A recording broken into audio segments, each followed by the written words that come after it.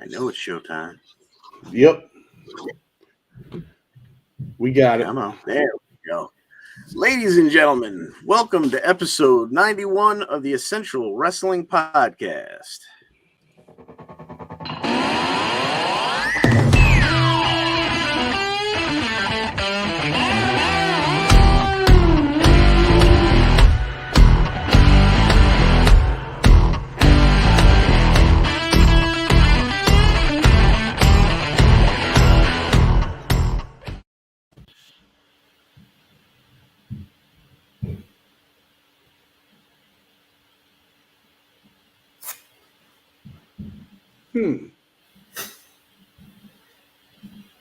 Hey, John, you're on mute. You're supposed to go away on his. Sorry about that. Okay. All right. My name is John DeConti, sitting in for Karl, and we are powered, as always, by the Eastern Observer. Go to easternobserver.com, follow on Facebook. Thank you to all of those who are watching along and listening on YouTube, Facebook, Spotify, iHeartRadio, and our newest platform, Audacity. With us today is the Iron Man Wrestling Podcast, John Smith. How are you today, sir? I can't believe you had the audacity to get that name wrong. It's actually Odyssey. Are you telling me I pronounced that wrong again?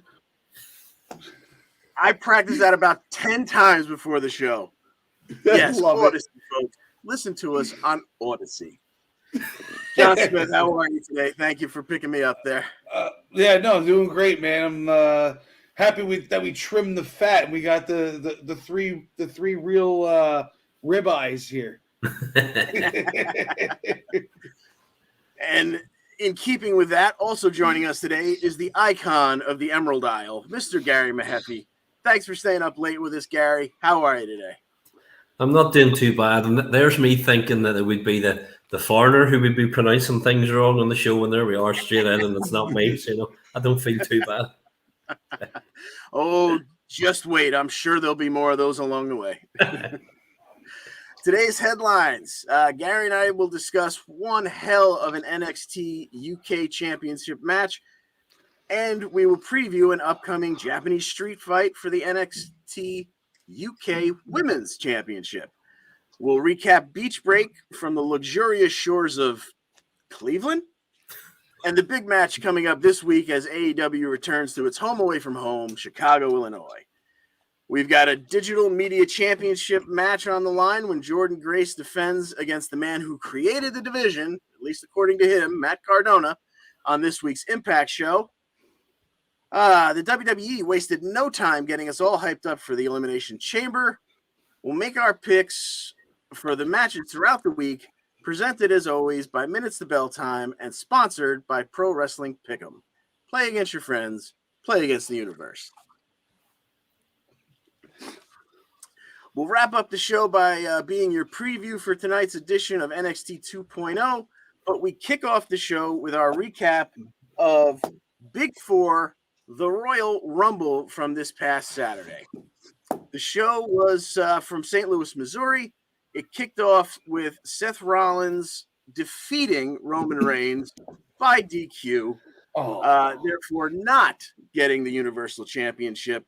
So I think other than Ryan, anybody else, you gentlemen, did anybody else have Rollins? I know Ryan did.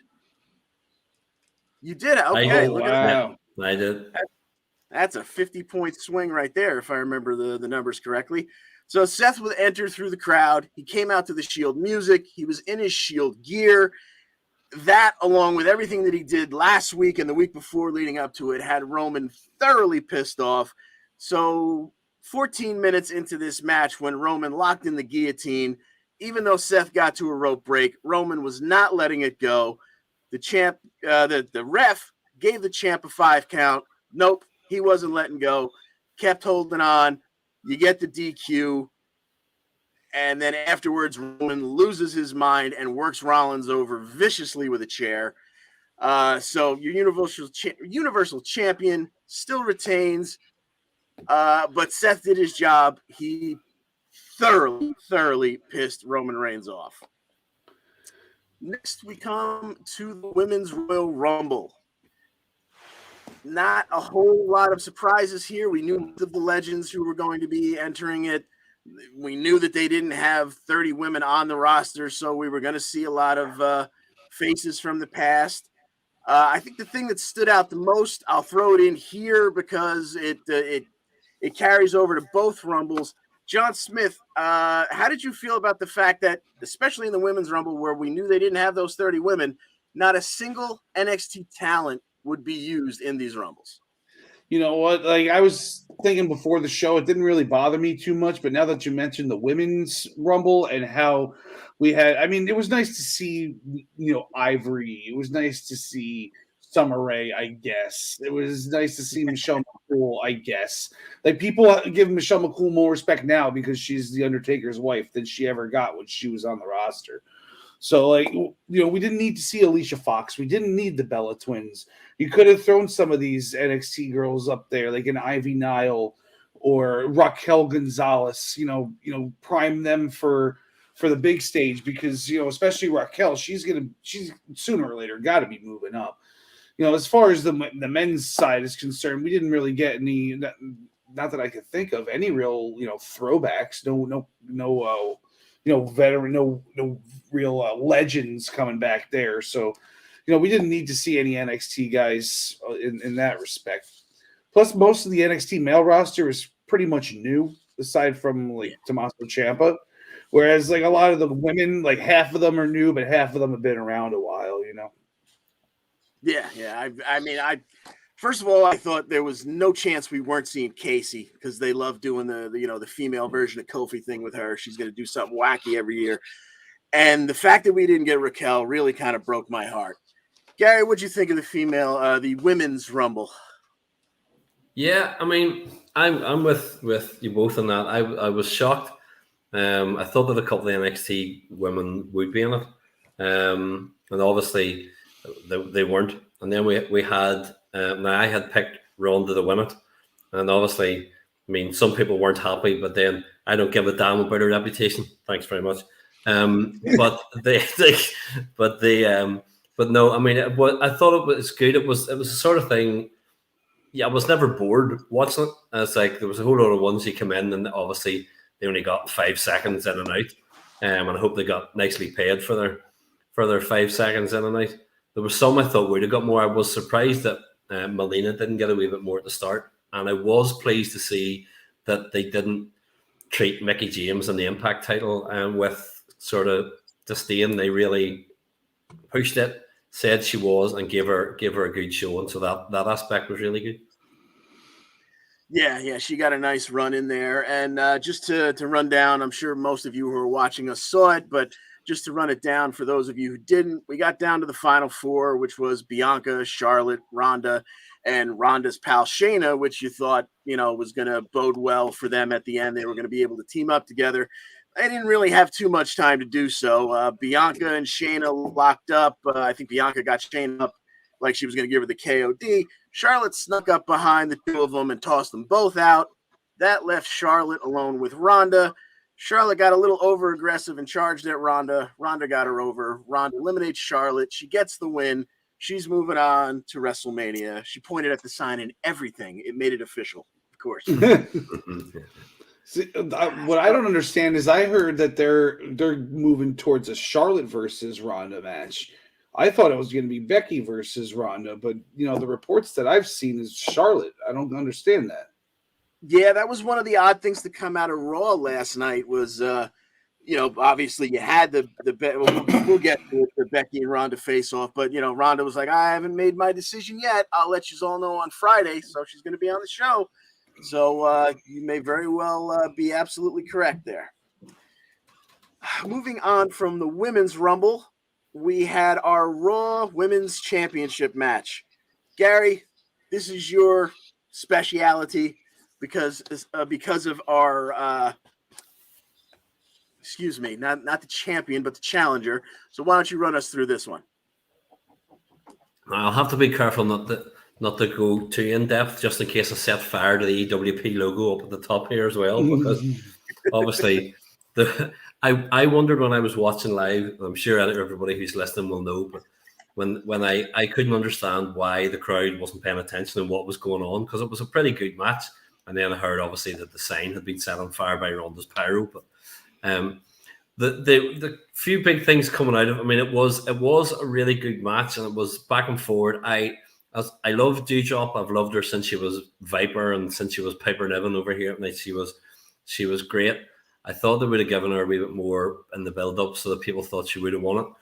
But there was a good back and forth. I did feel sorry for Becky. There was a time during it when Doudrop had her running senton and really squashed poor Becky into the mat. Like she caught her she caught her flush. But there was good back and forward. People were trying to escape some stuff. It was nice to see again Becky having her tribute to Molly Holly in the middle of it, with her Molly go around, which she got for a 2 count. It was going close. Doudrop had her all set up at the end for the banzai drop when she went to the corner, but Becky got her and then hit her manhandle slam off the middle rope and got the pin, and a good clean pin. I would say, I mean, hopefully Doudrop will still stay in that sort of mix up near the top of it, but it was good. It was good for her to be mixing it with Becky in that level. So. Absolutely, yeah. Seeing Doudrop up near the top of the card there, you need new blood up there, and she definitely qualifies. It was great to see her get a shot. Let's take a look at a couple of the comments coming in, because I can't promise that. Come on, get it up there. Hey, speaking of Mighty Molly, that's one thing I popped for in the Women's Rumble when she came out and Nikki ASH just came out of nowhere and blindsided her. There's only only room for one superhero around here. Yeah, that was speaking of Ryan Joy, that was one of his better lines in the discussion thread. Molly got the Highlander treatment. There can be only one. Nikki jumped over. Here we go. We've got James for this. As always, good to see you, James Miller. He's right along. He's right on. He's there with Gary about Walter and all that stuff. Yeah. People saying, let's see what else he had. So, what's the big deal with Walter changing his name? Everybody changes their name. Come on. I mean, I could have seen it if he was. If with all that Walter just on that for 2 seconds, if he had just come straight into the company, I could have seen it. I mean, I know they go through ups and downs. It's like Matt Riddle kept his, and other people have kept theirs, and then they go through random, like they make Daniel Bryan be Daniel Bryan instead of Bryan Danielson. You go, right, okay, but the fact that he'd been on their TV for about 3 or 4 years was a bit surprising. I think was that, and he'd only been on Takeover not too many months ago, so. But sure. Yeah, I see what you're saying. Yeah, exactly. The weird thing is, here's a guy who was a champion for almost 1,000 days, and then you're going to change his name. It comes off a little weird, but yeah, they've taken extra steps to kind of re-explain it and whatnot. We'll all get over it in a couple of months when he's kicking people's asses again. So right now, when he's not doing a lot, changing your name is like, wait, what? And it's not like they took a badass name away from him. It's just Walter. It's like Gary or John. Like, come on. Like, it's not like they made him change his name from Tommy N. That was a badass name that they should have kept on somebody, like with Malachi Black. Absolutely. All right, moving along within the Royal Rumble Premium event. Next, we come to our WWE Championship match. John Smith, break this one down for us, if you would. Yeah, so we got Bobby Lashley coming out first, and then the crowd pops for Brock, of course. We get this match that, I know I've been waiting for it for years, and, I kind of felt like it was, just sloppily put together, hastily put together. It didn't get enough build-up, or the proper build-up, in my opinion. And I also felt like we were going to get some shenanigans happening, which is what ended up being the case, because we get the lockup at the beginning. They're two powerful They're two powerful guys. They, push each other off. Then Brock hits his suplex. Bobby hits a suplex right back to him, though, which, that woke Brock up a little bit. But then Brock hits 2 in a row. Bobby takes the upper hand, gets him outside, and goes for the spear through the barricade, but hits nothing but barricade. So Brock gets him back in the ring. Bobby goes for another spear, hits the turnbuckle, and then from there it was all Brock, suplex after suplex after suplex, to the point where he was going for maybe like a 7th in a row, and all of a sudden Bobby reverses into a hurt lock. He's got him in it for about a half a minute until they squish the referee into the corner while he's breaking up the master. I was about to call it the master lock. Wow. Like, as if like Chris Masters had left such an impression on my life. So the hurt lock gets broken. Referee's squished. Then Brock gets Bobby up on his shoulders, goes for the F5, hits the ref with Bobby. Ref's down. Bobby's down. Cover. 1, 2, 3, but there's no ref. So Brock's, doing the whole "where's the referee" thing that we've been seeing for our whole lives. And all of a sudden we get a spear from Roman Reigns out of nowhere. Crowd erupts for that and boos more than cheers. And then all of a sudden Roman and Paul Heyman lock eyes. Roman puts his hand out and Paul hands him the belt. He takes the belt right to the back of Brock Lesnar. Bobby Lashley gets the cover. 1, 2, 3. New WWE champion and a really pissed off Beast. Which we'll come back to a little while later because it had a definite effect on later events. Yeah. So, yes, we have your new WWE champion. The next match was the Miz and Mrs. versus Beth and Mr. Edge and Beth Phoenix versus Miz and Maurice. The mixed tag that, let's be honest, on this card, this turned out to be your bathroom break match. No offense to the legends involved. We had Maurice hit Beth in the back of the head with the loaded purse again, but she only got a 2 count out of it. The Grit couple would get the upper hand again on the It couple and hit stereo glam slams, and Edge would cover Miz for the win. They went 12.5 minutes, which is probably more than it even needed. But, a good match, but forgettable on this otherwise pretty darn good card. Moving along, we get to the Men's Rumble, the main event of the evening. And as we said earlier, this would be flavored by the way the WWE Championship match went. Once again, you have no NXT stars in it. Your biggest surprise was the returns of Bad Bunny and Shane McMahon. Oh, goody. Gary, maybe the biggest surprise for me, just because I thought he legitimately was going to get a month and a half off, was the return of your boy Drew. How'd you feel seeing your buddy back? Oh, it was great seeing him back. I mean, I had no inkling that he was coming back at all. No, funny enough, I had picked him. I saw part of the preview show that couldn't be on Friday, and I was saying to you, like, I had picked him just because I had a feeling he was going to be back. I hadn't heard. But it was great to see him back. I was surprised he was in just as early as he was. I thought he might have been held back just another 3 or 4 numbers and kind of come out slightly later. But it was good seeing him back, and it was good that they've kept him really involved, like I say, keeping him through up until the final shot. Yeah, and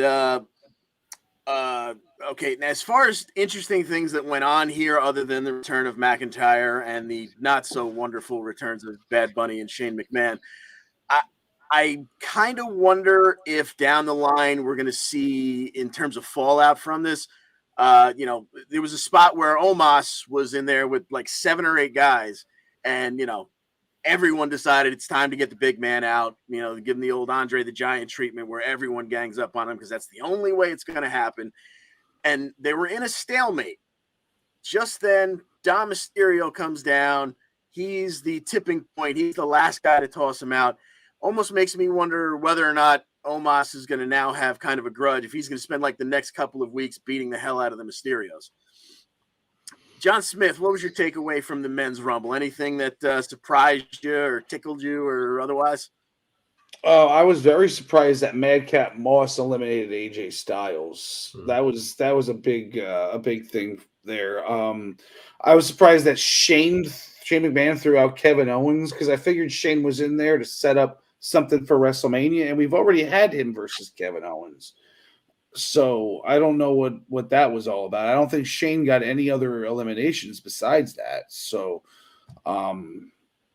yeah, that was a big. And then of course the Kofi Kingston botch. I was curious what he was about to do with that whole, because he's clung to the wall before. So I was wondering what the hell he was going to do next. But if they had known that was going to happen, I guess Casey would have been in the women's Rumble instead of Alicia Fox.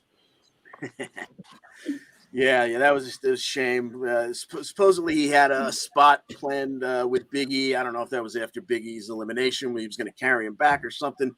I guess we'll never know at this point. But getting down to your final four, it was down to Riddle, Shane, Drew, and Brock. And Brock Lesnar, of course, entered at number 30. He was, I guess, I don't want to say the biggest surprise, but you kind of saw it coming, but you were maybe hoping it wasn't going to be. But yeah, it was. And when he came in, it was all Brock all day long. He took care of everyone who was left, including giving an F5 to Bad Bunny. That one at least gave me a chuckle. And Brock it would get down to just Brock and Drew in a repeat of things that we've seen before, but we're absolutely pleased and tickled to see again. And Brock would eventually come out on top. He is your Royal Rumble winner. He's going on to WrestleMania, and we already know who he's going after. But this brings us to the Essential Wrestling Podcast. Where is... Oh, come on with these graphics. Hey, say what you want about Bad Bunny, guys. He can take a freaking bump, though. He does it the right way. He's not all like... celebrity about it. Yeah, oh no, absolutely. He's a guy who obviously is a longtime wrestling fan, and therefore he's willing to take what he's got to take. That doesn't mean that I want to see more Bad Bunny, by the way. I was just trying to give the guy a little credit. So our PWP standings in the WWE only pool, we've got Maggie May still on top. And then a lot of us kind of clumped together right behind, or not right behind her, but kind of well behind her. In the overall EWP standings, it is Ryan by a whole lot. And had it not been for that DQ in the Seth Roman match, that's a 50-point swing. Things would be a lot closer, but Ryan continues to run away with this one so far. All right, John Smith, we're going to give you a breather. Gary and I are going to talk a little UK. Hey, let me just say one more thing. I think what got proved the most last week is that Jordan Devlin can't even beat a man with no arms. Missing you already. Bye, guys. See you in a bit. All right. Well, I guess we know right where we're going here. We're going back to last Thursday's NXT UK recap, where we had an empty arena, no DQ, false count anywhere match for the NXT UK Championship. Gary, wow, what a match this was. It really was. I mean, I know when I was talking about it last week, I had myself convinced that we were going to have a title change because they were doing it in front of no fans, and this would be a way to kind of fool everybody and get it done. But I loved it from the start, from even before the match started, when Andy Shepherd was doing his voiceover and stuff and talking about it, and you saw them ushering the fans out of the arena, and you kind of went, obviously that was just the end of the normal night's tapings, but they made that look as if it was all playing in, which I loved. And then even before the bell went, you had Jordan Devlin coming in and headbutting Dragunov and starting it. and they just literally fought just each other tooth and nail. It was a proper just giving each other a kicking. And what I actually liked, it's one of those. There were people talking like during the pandemic, during those empty arena stuff for like last year, whatever, the year before. Everybody was talking about, oh, how can you make a match look good if there's no fans there and you can really hear what's going on, and are you gonna like how's it gonna be? And I thought this was gonna hark back to that, and it was great. I mean, they were just beating each other, and there was trash talk the whole way through it. And you had the way the match went. To be fair, when you had Ilya trying for Torpedo Moscow as the match had gone on, I wasn't going to hit it, and I did think either he's going to hit it somewhere and he'll get the win, but I don't think it's going to happen. And obviously it did. Now, and as John alluded to there, when Jordan Devlin could have been a man with no arms, obviously Ilya had his arms like cable tied, or what? Yeah, I think it was cable ties he used. The kind of tie his hands behind his back and was beating them. And then as we came through, after both of them taking a vicious beating from the other, right at the end, Ilya hit a kick and then got the Torpedo Moscow and hit him as he came off the steel steps that Jordan Devlin had put into the ring. Hit the steel steps and hit him. And it came to me as a surprise that he pinned him off that one move. But I say it was a very clean end of the match, so very decisive. Yeah, and there was great psychology throughout. You had Ilya went for Torpedo Moscow earlier, completely missed, put himself through a table with Jordan not even there.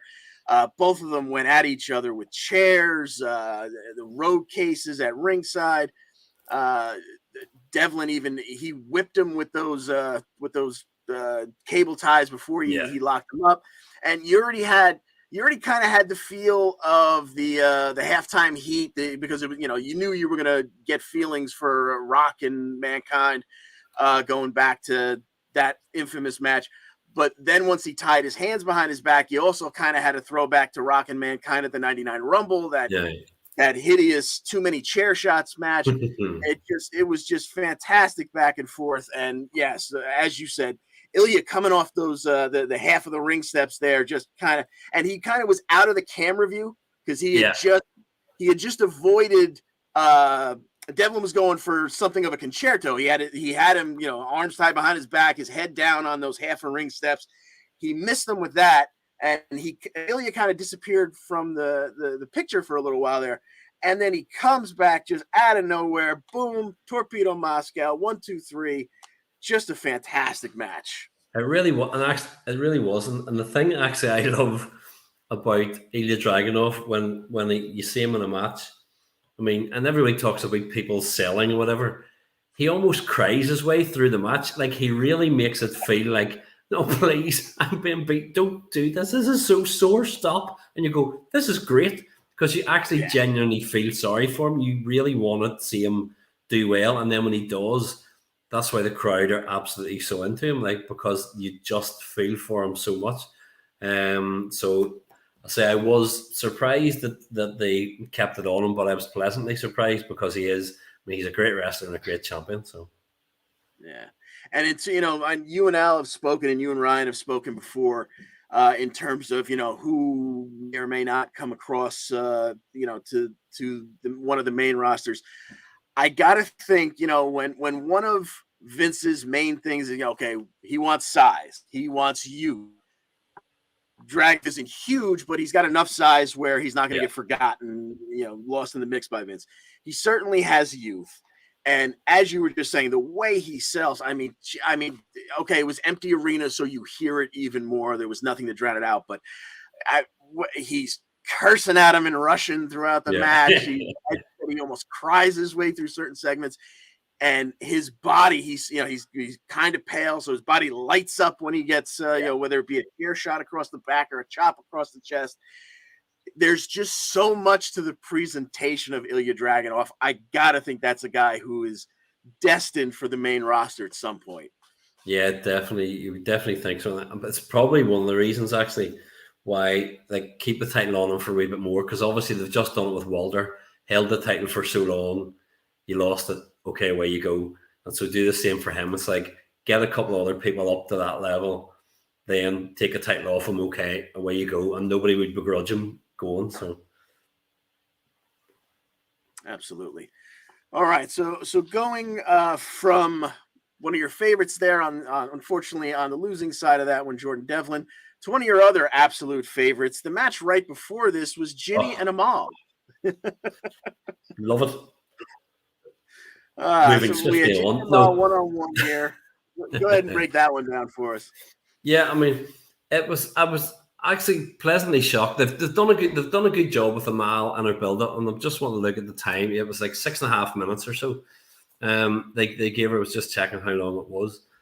They've done a good job of building Amal up, and I actually thought, and it shows you maybe no wonder I'm not winning in the EWP pool. I actually thought when I saw the match was happening, Amal's going to win this. They've done a really good job with her, and they've set her up.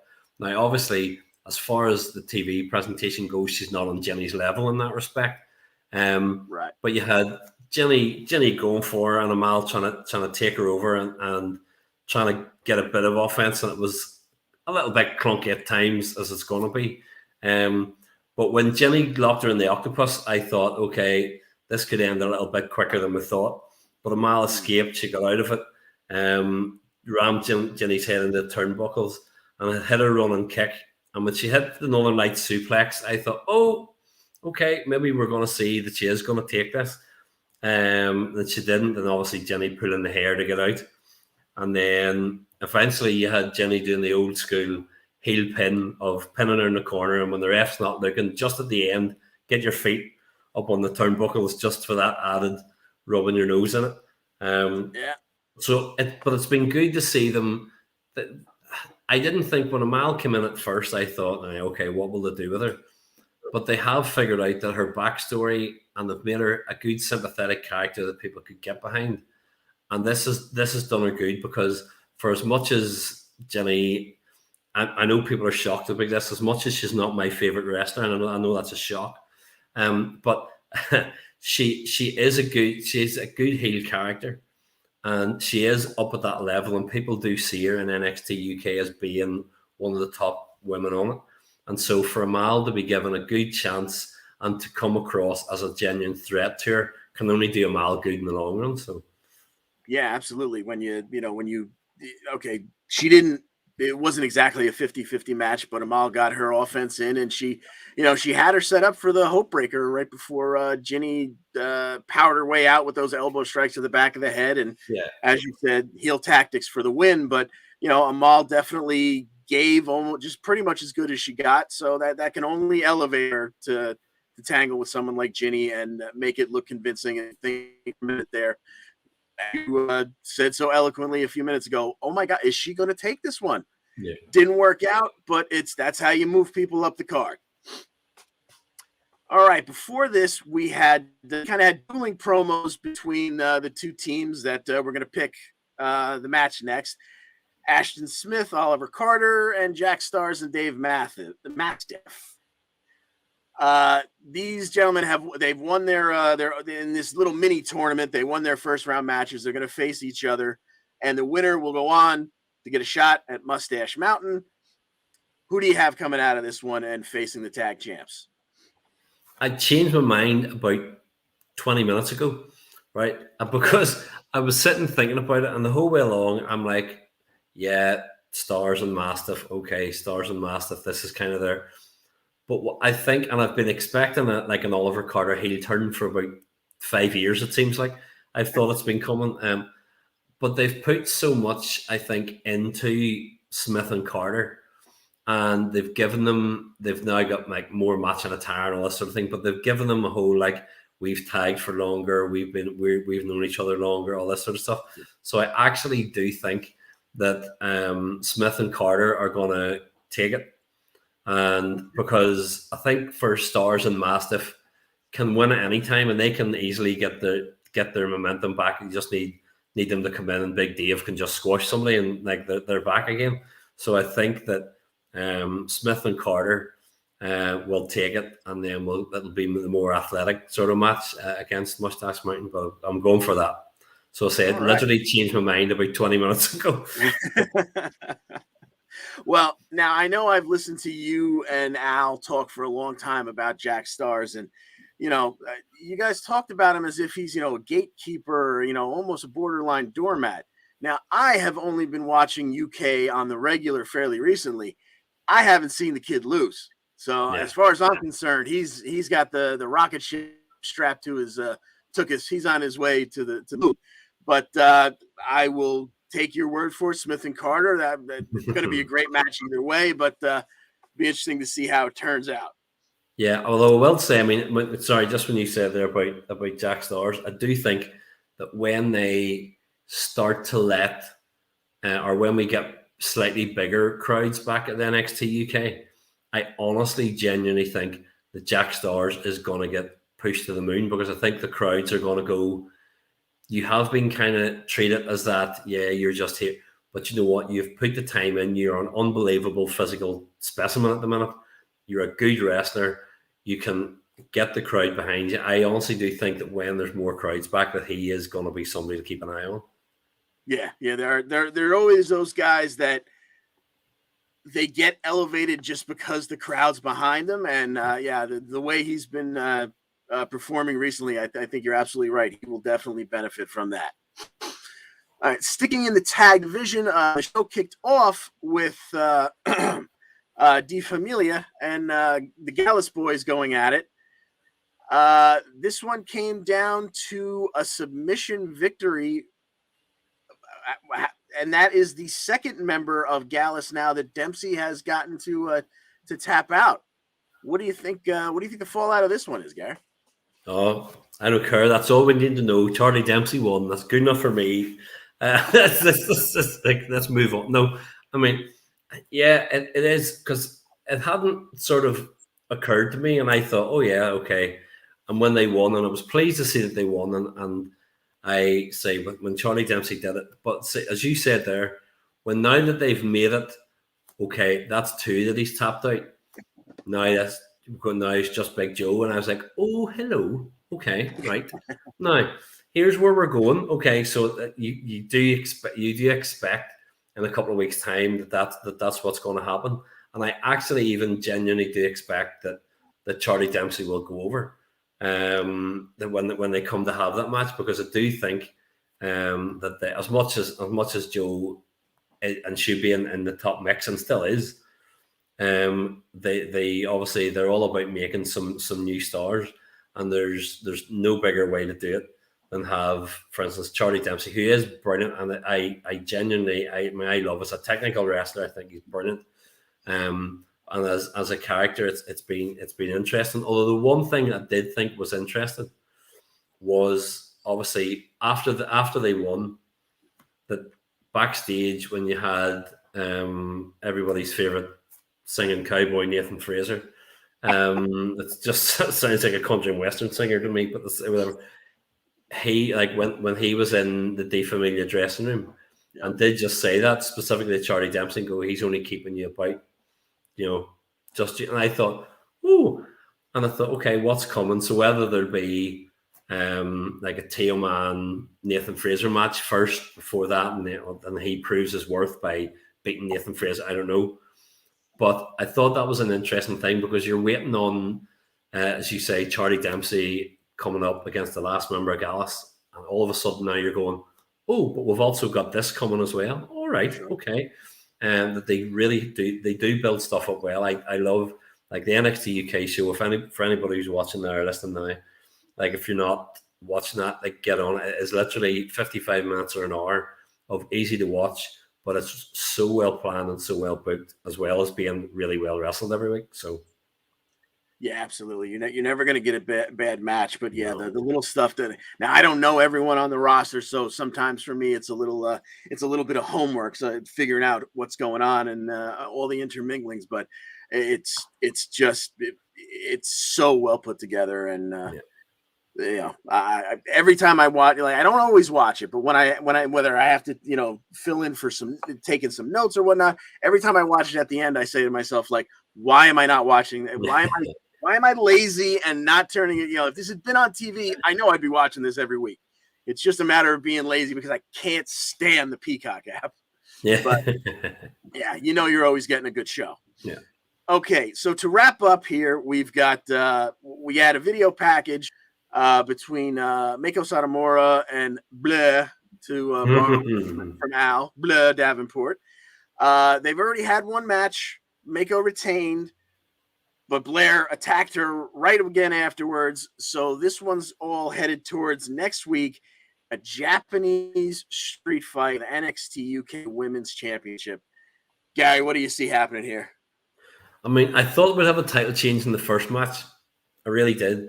And when they had the first match, as you said, and Blair beat her up afterwards, and when this match was announced, on the one hand, you would go, well, it's a Japanese street fight. That's up Mako's street. She's going to win this. Sure. But I still go, we have no... So I'm still going to put... I'll not bet my house. I'll bet Al's house on Blair Davenport taking it. Now, whether she does it clean or whether, like, for instance, even Amelia McKenzie, if she gets involved and accidentally costs Mako or accidentally distracts somebody or something like that, but I'm still going to go for Blair Davenport, I think, to beat her. And then actually you could then have her as the heel boasting, saying, oh, this is your type of match, and I beat you. There's nobody can beat me. Come on, bring it on, type of thing. So I'm gonna go fingers crossed for my finally getting my title change. I suppose if I just say title change every time, I'll be right at some point. But at some point, it's got to happen. Even the Forever Champion eventually had to drop that title, right? Excellent. Yeah, I think I'm with you there. Obviously, a lot less informed I am than you in these matters, but it just seems like it's leading up to Davenport not only beating her, but as you said, being able to dine out on the fact that she beat Satomura in a Japanese street fight. Very much looking forward to it. Gary, thank you so much for spending the extra time with us today, as we are shorthanded, and it's always a pleasure to have you around. Sir, we will speak to you again next week. Yep, I shall speak to you then. Have a good one. Take care, sir. Thank you. All right, we're going to bring back in John Smith. How are you, Get that guy out of here. I love the interaction between you two. I like being able to talk smack about him now that he's not coming back on the show for the rest of the show. That's when I really open up, because I know he can't have any comebacks. He'll just write something stupid in the private chat. And he's got a week to fume on it, right? Right? Yeah. All right. We're gonna move along to AEW, who presented us with Beach Break last week from the love shores of the lake in Cleveland, Ohio. The show opened with a match that I'm sure you did a lot of fast forwarding through with Sammy Guevara and Cody Rhodes. They were unifying their TNT championship in a ladder match. They went 20 plus minutes, almost 25 minutes. There were some great spots. There was just off the top of my head, Cody at one point hit a stalling vertical suplex where he was one rung away from the top of the 10-foot ladder. And watching the two of them come down, it was definitely a hold your breath moment. They had to get that perfect, or else somebody was going to get messed up. Plenty of big spots, obviously, as you always get in a ladder match. Plenty of moments where you say to yourself, dear God, why are these guys doing this to themselves? You had Sammy's buddy Fuego come out and not really get involved. He just kind of got in Cody's face and started barking at him. And Cody got rid of him real quick with a Tiger Driver. And eventually you get Cody and Sammy both up at the top of the tall ladder. Sammy used the swinging belts to crack Cody in the face, knock him to the mat, which gave him plenty of time to wait for the belts to stop swinging out of his range, grab him, yank them down. Your new unified TNT champion is Sammy Guevara, and he celebrated with hugs from his best buddy Fuego afterwards.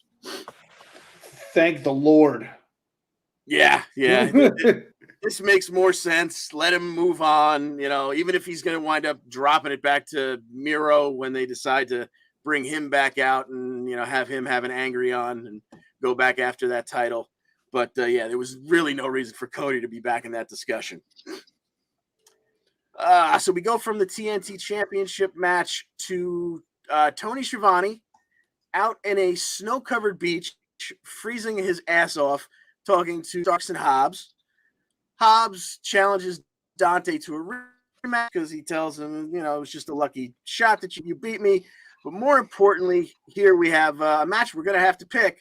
We've got Absolute Ricky Stark, your FTW champion, accepting Jay Lethal's challenge for a shot at that FTW title. And it's going to happen this week on Rampage in Chicago. Smith, who do you got? Ooh, that's a tough one. I'm going to say Ricky Starks holds on to that FTW belt. I don't think they're going to start having to jump around to different people. They've already doubled the amount of people who have ever held it ever since it's been in AEW. So you don't want to have that belt jumping around too much. Although I would love to see Jay Lethal win it, but I got Ricky Starks. All right, I think you're probably right because, like you said, you don't want it to jump around, and Taz is going to lose his mind if it leaves Team Taz. But I did just think of this as I was going through my notes. Wouldn't this be a heck of a way? Jay Lethal, here's a guy, you're bringing him in from outside. He's not a huge step through the forbidden door, but it was had a nice ripple when he showed up. People were excited, and he's not going after the big title in this company. Wouldn't it be a pisser if he was the one to take it off Starks, only for it to come back around and it to be taken off of Lethal by Hook back in Team Taz family? And now it's on Taz's son. Wouldn't that make Taz a proud papa?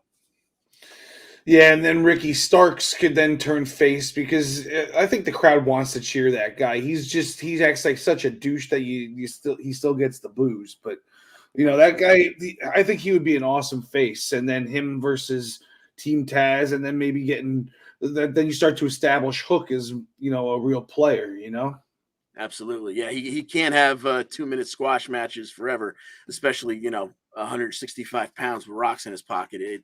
It fails to be believable after a while. He's going to have to really start to lengthen out and become a technician. Otherwise, he doesn't have enough to really get over.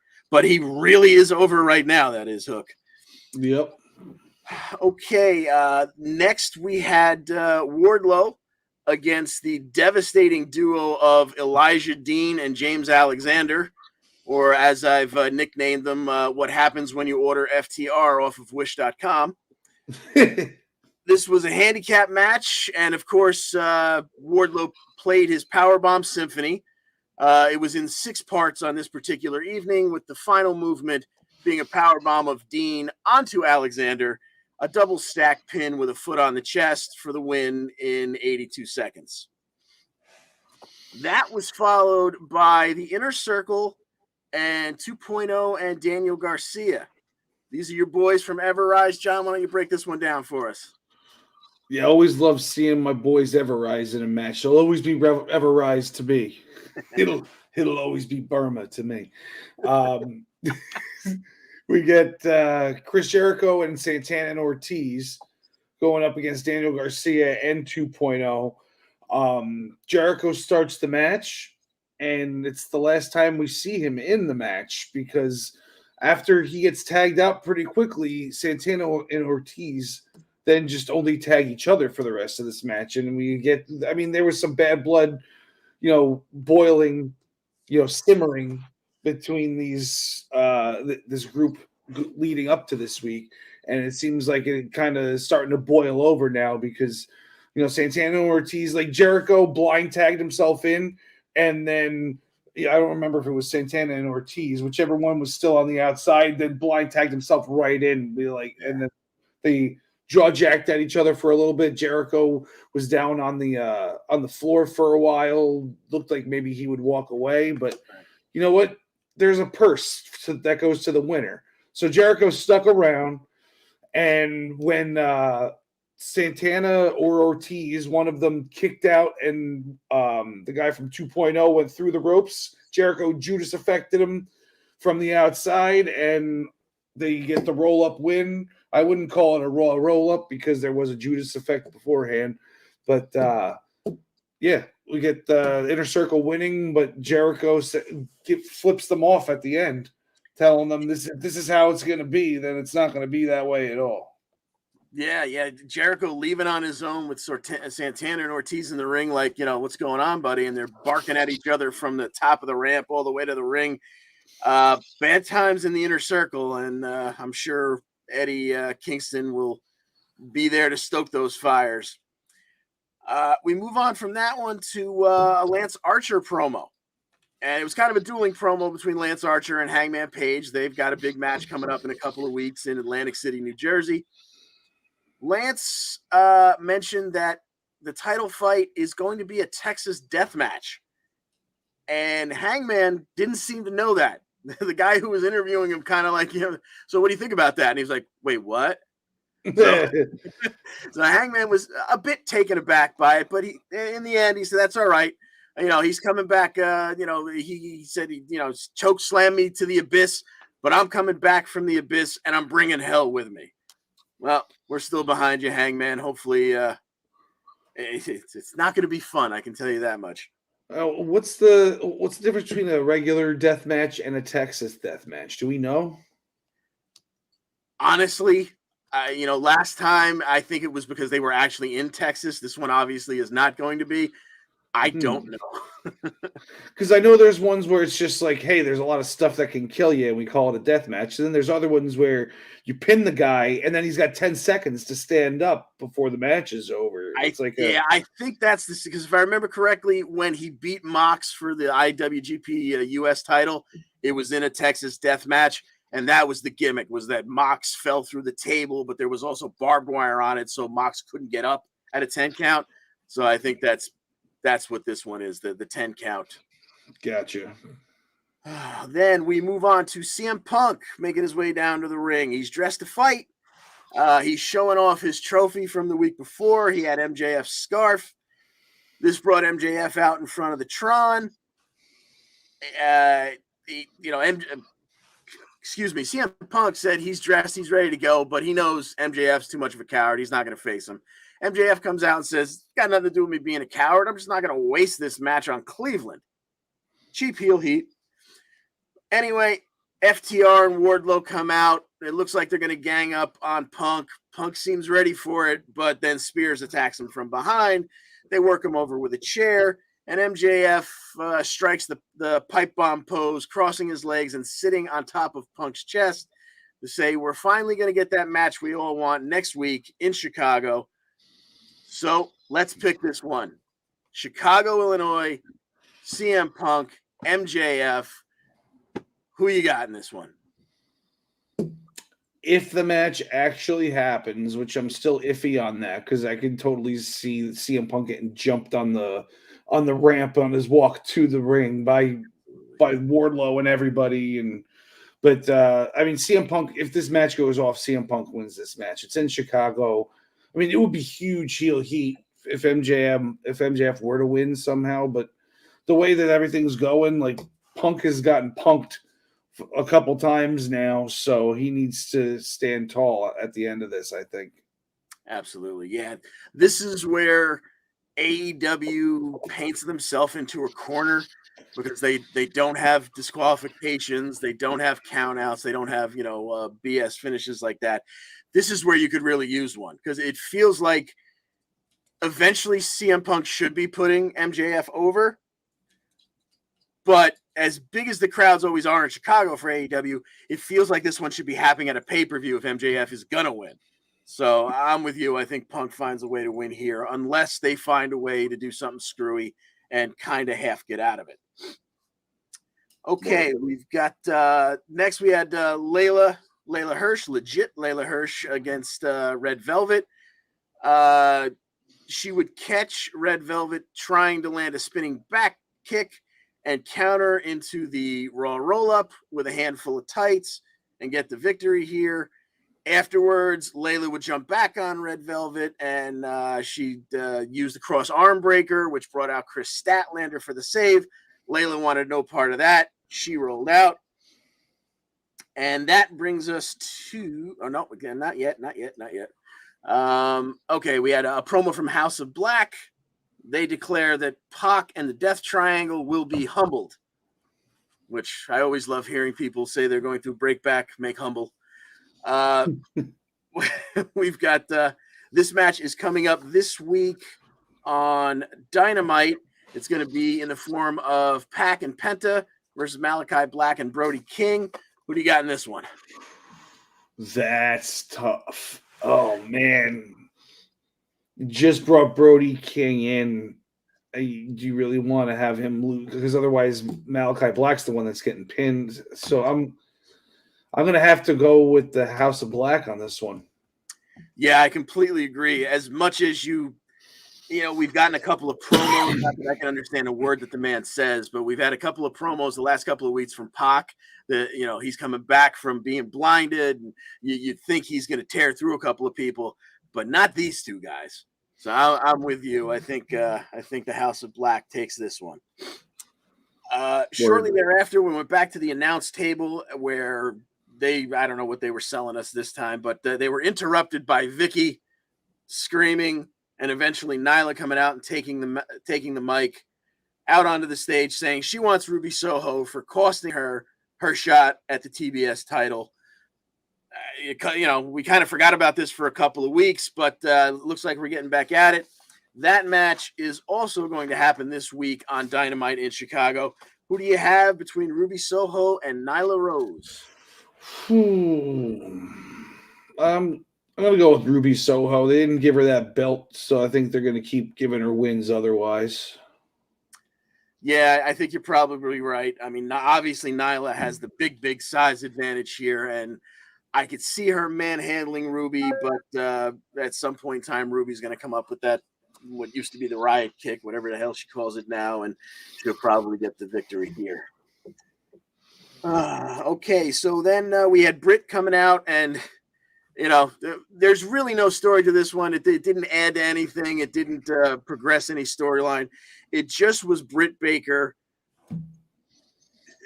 using all of her. She came out in black and yellow. She had her, DMD terrible tower.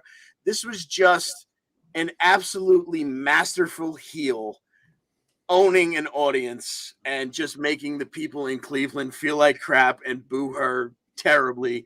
And ending up with saying, not only did she, she's resurrected this women division, and she did it all with a broken freaking wrist, because not even her fellow Pittsburghian Kurt Angle is safe from her gimmick infringement. And mostly the exclamation point on the end of it was her saying, I am finally a Baker that Cleveland can count on. God damn, she's good. Yeah. And it's also true, because that was a failure of a number one overall pick when they could have had Josh Allen that year. Holy crap. Ain't that the truth? So this brings us to our main event. The lights went out. The lights went back on, just to let us know that this one isn't official. This one's off the books. This one is all, no holds barred. Anything goes. Falls count anywhere between Orange Cassidy and Adam Cole. And they did exactly that. They fought all over the place. You had a cute moment about 2 minutes into it where Adam Cole went underneath the ring to pull out a chair to beat on Cassidy. And he dragged Danhausen, who was hanging on to the other end of the chair, out from under the ring. He stood up. He got his big pop from the crowd. Him and Cole kind of looked at each other confused, and Danhausen took off. It had nothing to do with the rest of the match. It was just a way to say, hey, look who's all elite now, right? Yeah. I mean, I heard an interview with this guy a couple of years ago on Busted Open Radio on like Sirius XM. Sure. And he kept saying, like, I'm very good, very evil. I'm very good, very evil. Very nice, very evil. Not very good. Very nice, very evil. I was like, what the heck is going on with it? Like, is this guy, does he have something going on in his head, or is he just like, I don't know, man. This is another one of those things that I think can only flourish in AEW. Not unlike Orange Cassidy himself, who's in this match. That, the first couple of times I see it, I say to myself, I don't get it. Why does everyone seem to love this? but he's totally over. Well, Anyway. we'll see if he can. We'll see if he can wrestle. Yeah, All right? exactly. Because I've definitely not seen any of that yet. So you had these two beat each other all around the ringside area and up the ramp. They were backstage for a minute. They were back out on top of the stage. You had all their buddies try and get involved. Cutler came out. He was cut off by Wheeler Yuta. Fish came out. He was thwarted by Chuck. The Bucks came out. They were run off by Roppongi Vice. Eventually, Cole hits a low blow, but this time, because he's had it happen to him before, Orange Cassidy is wearing not just a cup, but a cup lined with thumbtacks. That didn't work out, baby. And eventually, they would wind up on top of one of the tunnels. They built a platform next to it. Cassidy gave him a hug because, again, you got to give the people what they want. And Cole was very uncomfortable with that, and they were kind of shaking each other off. They fell off. They fell through a gimmicked portion of the stage onto some nice crash pads that we weren't supposed to see. And I guess Orange Cassidy just happened to wind up on top for the 1, 2, 3 because it was false count anywhere. Cassidy finally gets one in this feud, but because it was a lights out match, Cole can continue to say he's never been beaten because it didn't matter. Yeah, I mean, my original thought was he was going to win this because this is the type of match that he wins. Absolutely. But then it makes sense while he's still like undefeated to have him lose this because he could get so much heel heat from that. Like, hey, I'm still undefeated, guys. I'm 9-0. You know. Yep. Yeah, Ryan and I were going back and forth in our on Facebook Messenger, I think, right after this, and I was like, I could kick myself for not seeing that this is where they were going with this. This is where you get Cole to lose a match, but because it doesn't count, he can still say he's undefeated. Damn it, why didn't I see that coming? Yep. So that wraps up Beach Break, although we're still talking AEW, but let's just quickly take a look at our AEW standings. And, ooh, look at that. I'm still on top just by a hair. Ryan Joy right behind me, and you and Travis right behind that. This one's still respectable, although, as we all know, Ryan is running away overall. Moving on to Rampage. We started off the night with Moxley getting a win over Bowens. They gave him 12 minutes, but in the end, no one was surprised to see it was a paradigm shift. The suplex version, since there technically are two versions of that. It was a paradigm shift for the 1, 2, 3. And perhaps even more intriguingly, we saw Bryan Danielson backstage watching on a monitor. Clearly something is coming down the line between Mox and D-Bry. Yup. And that's going to be good. We go from this to Andrade finding his way into Sting and Darby's locker room. Sting was not around, so Andrade would introduce himself to the little kid who works for Sting and offer him a contract. Darby would let Andrade know that there are a lot of things that money can buy, but his dignity is not among them. And Andrade, of course, doesn't take no for an answer, so he will speak to Sting, Darby's boss. Following this was the match between FTR and Shotty Lee Johnson and Brock Anderson, where, of course, you had a fun little spot outside the ring where Tully tried to sneak up on Brock Anderson, only to get spun around and take a left hook from Coach Arn. FTR would win this one with their two-man spike pile driver, Dax making the cover. It went about 10 minutes. After this, we got another one of those dueling promo video packages, this one between Thunder Rosa and Mercedes Martinez. These two will face this coming week on Rampage. So we got to make a pick here. John Smith, who do you got between Thunder Rosa and Mercedes Martinez? Why is this Mercedes' first match in AEW? In AEW, I believe so. Yeah, I think all she's done to this point is interfere. I'm just going to go with history on this one. Mercedes has got to win in her debut match. It's usually how it goes. So, maybe she'll cheat a little bit because it looks like she's the heel in this situation, but I got Mercedes winning this. Yeah. If you told me this match was happening a month ago when they were still doing the TBS tournament, I would have said that Rosa wins this because I thought that, she was going to lose by getting taken advantage of by Brits, whether it was Rebel or Hater, because I thought she was headed towards Brit and a shot at that title. But if she's making a stop here with Mercedes, then it's okay if she loses, I guess. Mercedes coming in as a fairly big name in the women's division, so I think she's got to get a win in her first shot here. Definitely. All right. Moving along, we had Jade Cargill and her hand-picked challenger for a TBS championship defense, Julia Hart. This is a Jade Cargill, the female Goldberg. So this one only went 2.5 minutes. Jade hit a running pump kick to Julia's face that Julia didn't see coming because she kicked her on the side of the face where she's still blinded by the black mist from Malachi Black. And of course, she followed with Jaded for the 1, 2, 3. That brings us to our main event for the tag team titles. John, why don't you break this one down for us, please?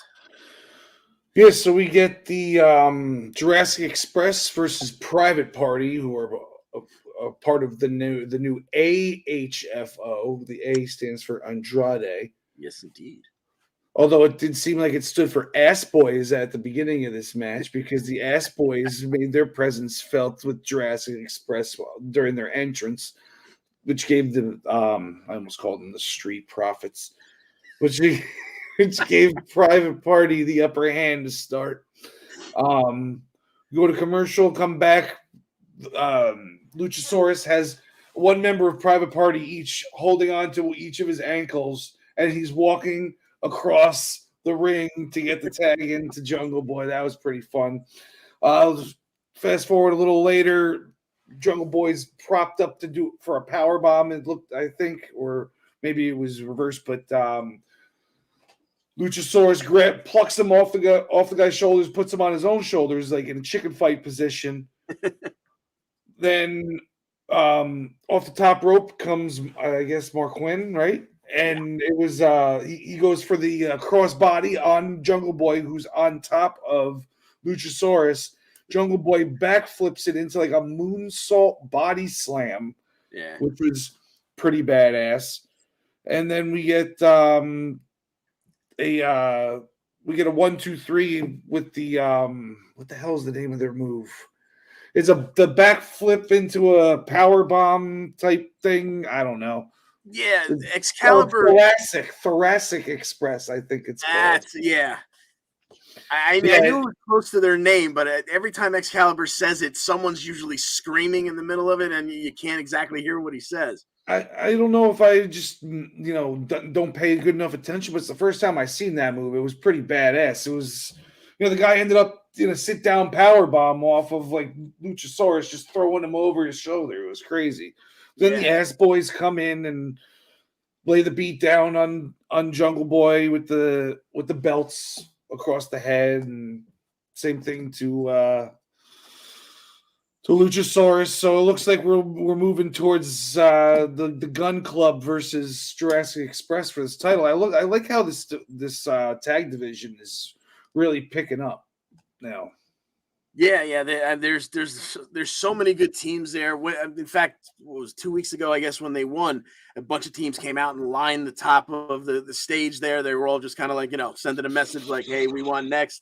And you looked at them, and every one of them, you said, like, yeah, I could see each one of those guys getting a run with these titles. So, we should have, whether they do a little round robin tournament or something, there's some really good matchups ahead in that tag division. Absolutely. All right, we are going to move on from Dynamite and Rampage, put away AEW for now, and move on to Impact. Some interesting things going on in the Impact world.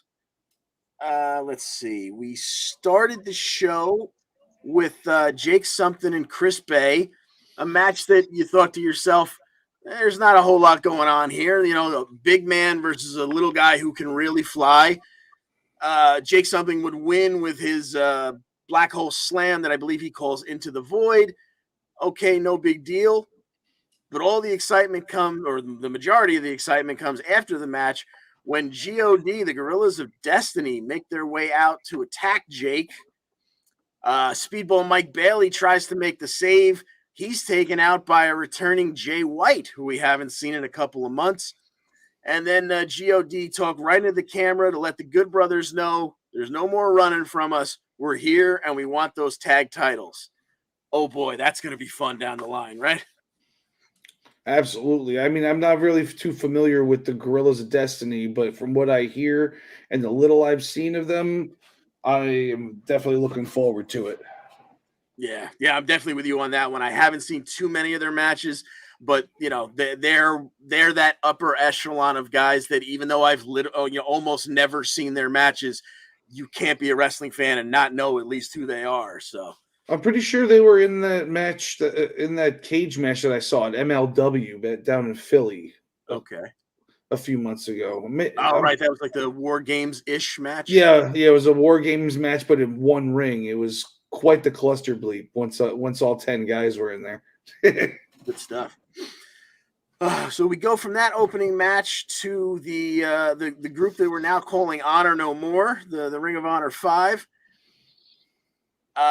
They make their way through the crowd as we go to commercial break. We come back from commercial break, and Eddie Edwards, Chris Sabin, Rich Swann, Josh Alexander, and Rhino are all in the ring, ready to hold them off. Rhino's inviting them into the ring. Scott D'Amore comes out and cuts that off and says, absolutely not. These 5 do not represent Ring of Honor. They have no honor. What do they even want? What are they here for? Maria Kanellis gets on the mic and says, we just want an opportunity, just like everybody else. Scott says, fine, but not tonight. You're not messing up our show. You can have it at no surrender. Chris Sabin says, that's not good enough. I don't want to wait. Pick one of them. One of them's getting their ass kicked tonight. They pick the monster PCO. So later on, we will have them in the main event. To make sure that they don't cause any trouble in the meantime, Scott shows the Honor No More faction to their private locker room, which is just a supply closet, but at least he can keep them from causing any trouble for the rest of the evening.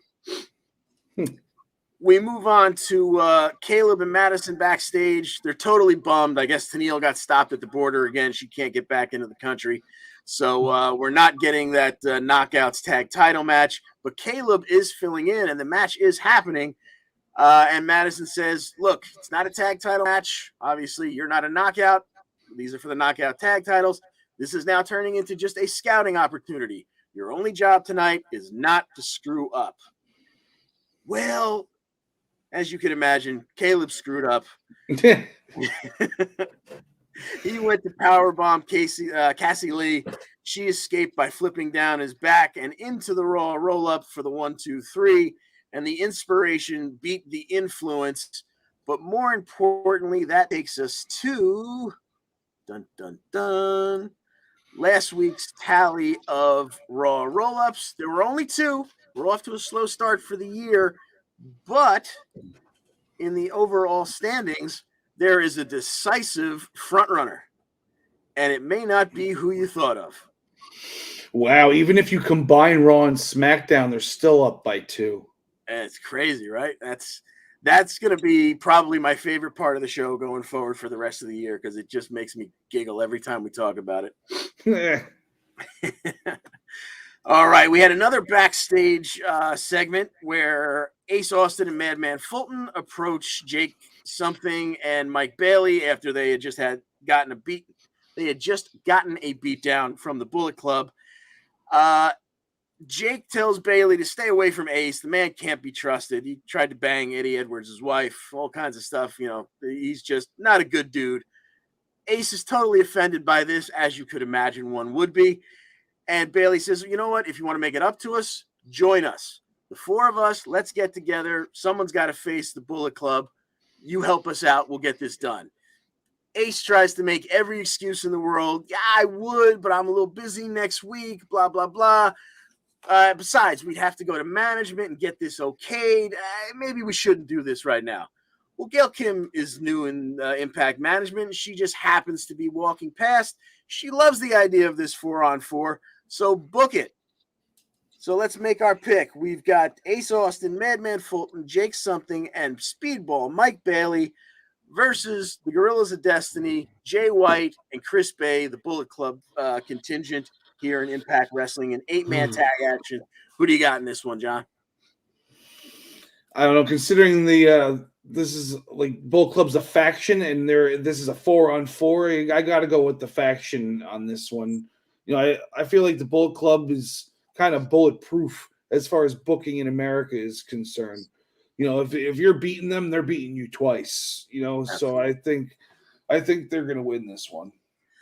Yeah, I think you're absolutely right. Somewhere down the line, if they've got to take an L, they'll put it on Bay. But Jay White's back. The Gorillas of Destiny are making their debut here. I think they got to take this one. I'm with you on this. All right, moving along here. The Good Brothers are already looking down the line, and they see the Bullet Club coming for them. They've already been told as much tonight. So they approach their good buddies, their working relationship with Violent by Design, and say, help us out here. We're going to need some help. We need you guys to join us. Eric Young really doesn't want any part of it until Gallows explains to him, you don't understand. What we need to fight these guys off is a lethal injection of violence. Well, that's all it takes to make Eric Young rethink his stance. It looks like going forward, we're going to see some kind of combination. We'll probably get another 4-on-4 match with the Good Brothers and Violent by Design going against the Bullet Club. But no date yet for that one. Next, we had the State of the Knockouts division addressed by Mickie James. Deonna wanted no part of it. She left pretty early on. Chelsea was there to pump up Mickie and tell her how wonderful she is. Tasha Steelz was at ringside holding that big X from Ultimate X that's given her a title shot somewhere down the line. Her and Savannah kind of get in Chelsea and Mickey's face. Fisticuffs start. Once again, no date yet, but you can kind of see at least this 2-on-2 coming somewhere down the line before Mickie James and Tasha go at it 1-on-1 for the Knockouts title. Moving along, we had a backstage segment with Jordynne Grace speaking to Gia Miller. She accepts the previous week's challenge from Matt Cardona, who said that, he basically created the digital media division. He should get a shot at that title. And we got to pick this one because it's booked. We're getting a championship match this Thursday night. Your digital media champion, Jordynne Grace versus Matt Cardona. Who you got? I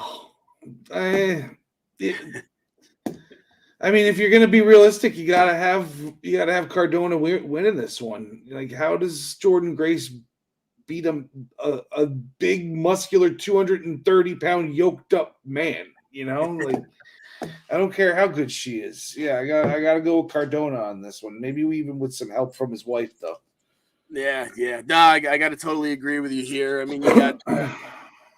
Cardona just fought for your world championship. You can't have him, next taking a shot at I want to say a made-up championship, but a brand new championship that didn't exist and have a history. He just went from world title to brand new title, and he's going to lose that one. Unfortunately, I don't see it going Jordynne Grace's way. I think we get a new champion here. I have to agree with you, sir. This led us to our next backstage interview with Mean Gia Miller. She was getting chewed out by Steve Macklin, who basically ran her off because he scared the hell out of her because she dared to mention how he lost to Jonathan Gresham. And he says it's BS. That was under pure rules. That stuff doesn't count, blah, blah, blah. Gresham happens to be within earshot, comes by and says, that's fine. You want a regular wrestling match? You're not getting a shot at my title, but I'll give you a standard rules match. So we've got that one booked for this week. Jonathan Gresham versus Steve Macklin. No title on the line, but no pure stipulations, just your standard wrestling match. What you got in this one? I'm sorry, what were the two names again? That's Jonathan Gresham, the Ring of Honor World Champion. Jordynne Grace's husband, and Steve Macklin, Deonna's boyfriend. Oh, okay, yes. That's tough because Macklin hasn't been beaten in one-on-one competition, I'm pretty sure, or not been pinned or submitted. Correct. Maybe he's lost by DQ or whatever, but Yeah, I'm gonna give it to Gresham because he's the champ coming in. Like, you can't have your champion look weak, in the Ring of Honor's, from their point of view, even though they're not really much of a company anymore. Yeah. This one is really tough because it's not under the pure rules where you definitely wouldn't expect Gresham to lose. And there is this thing where Gresham has multiple times set himself aside from the guys that they're calling Honor No More and saying, Right. I'm not like those guys. I really fight with honor. They don't, blah, blah, blah. I could almost see one of them interfering in this match and costing Gresham since it's not for his title. So just for giggles, no points are on the line here. I'm going to go with Macklin. It's not pure rules. It's not for the title. I guess Gresham can afford to lose, especially if he loses dirty. Yeah, true. All right, moving along here, we had W. Morrissey, who apparently decided that it was in his best interest to warm up for his match against Moose coming down the line for the world title by fighting 2 guys from the Learning Tree and 6 random ham and eggers from Florida in an 8-on-1 handicap match where he would dominate physically the entire time, and ended here by, my notes say, he powerbombed some dude onto Zicky Dice and covered both of them for the win. See, this is the way, like, when they introduce a big man and have him squash people like they did with Ryback and a bunch of other people, like Omos, whatever. This is what they should do, like 1-on-8, 1-on-10. Yeah.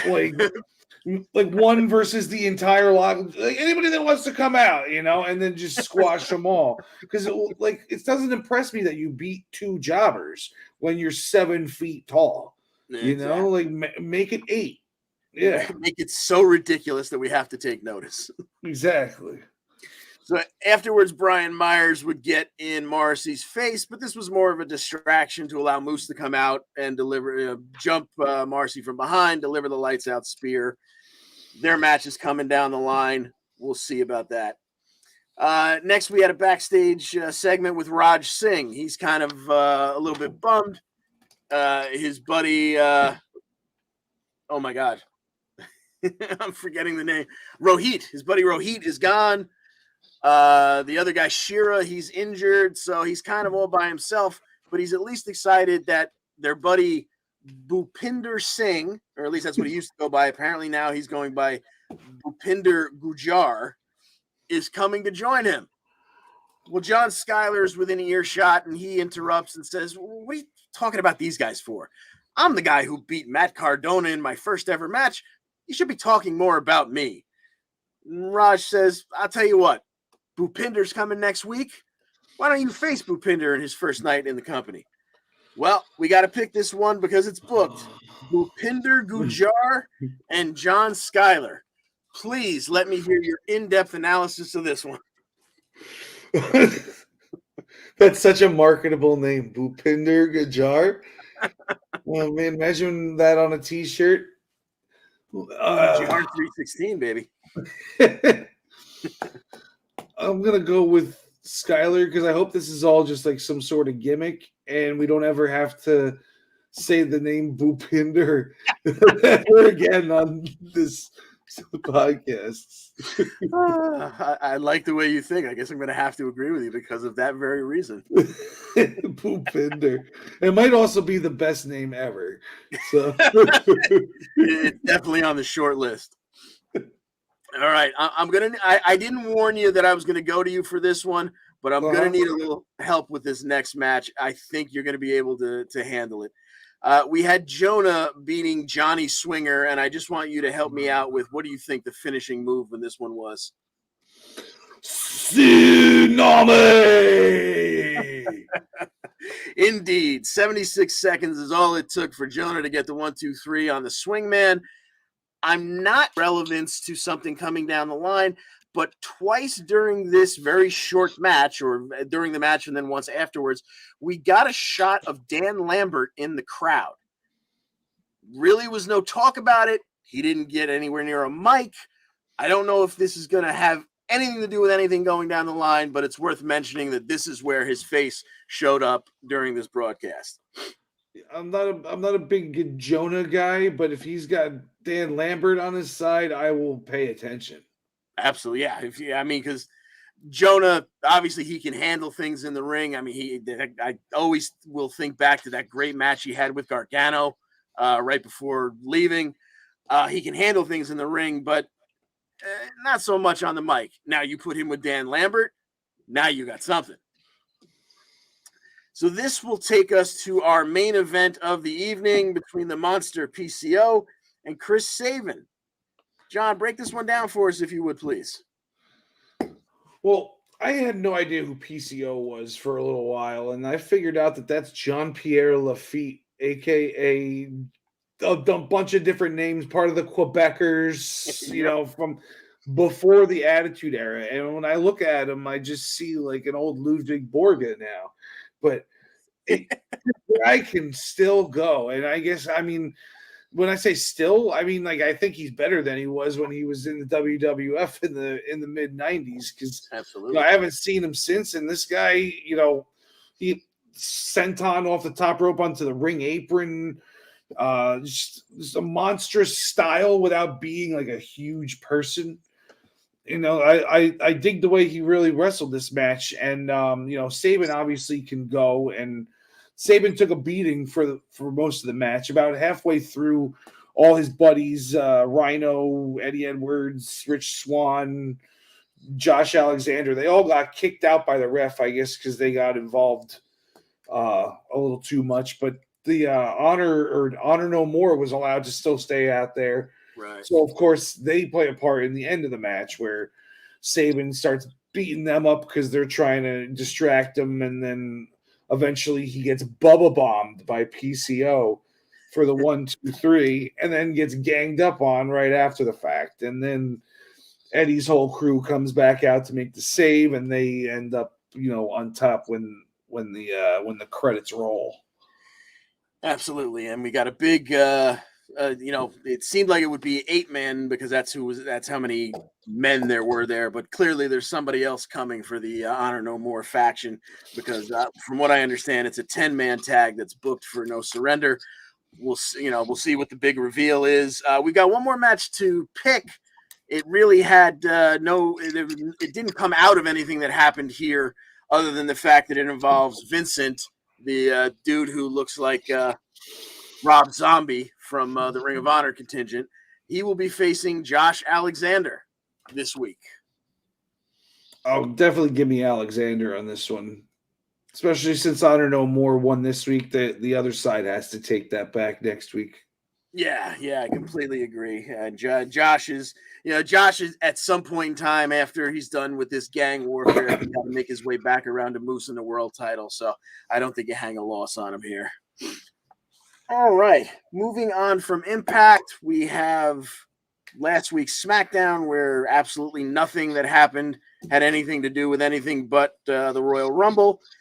And as far as this coming week's SmackDown, the only thing we really know so far comes out of Raw. So let's move right on to Raw, where I'm sorry. Oh, no, I didn't say anything. I was just making noises. Sorry. Oh, okay. I thought you were trying. Forgive me if I don't let you get a word in edgewise sometimes. So I'm trying to be a little more careful so I don't do all the damn talking. So the show started off with Pierce in the ring. And he announced that Lashley will be defending his newly won WWE title inside Elimination Chamber. Lashley and MVP came out. Clearly, they're not happy with those rules. And Lashley went on about how he was better than Brock Lesnar in NCAA wrestling, professional wrestling, even in mixed martial arts. Brock's not going to stand for that because he happened to be in the building. He comes out and he's dressed to fight. He tells Bobby he never would have won had it not been for Roman's interference, but that's okay. I'm not mad at you, Bobby. In fact, I'm not even coming for you at Mania. Brock has pretty much already announced he's coming for Roman. There's just one thing. That title match at Mania, it will still be title for title, according to Brock, because Brock wants his rematch with Bobby, and he wants it tonight. Well, Lashley wanted no part of that. And him and MVP got out of the ring, headed back up the aisle. And Brock was left there with Pierce. Pierce knows what happens when there's an angry Brock, so he appeased the Beast, at least for the time being, by telling him he's putting Brock directly into the Elimination Chamber.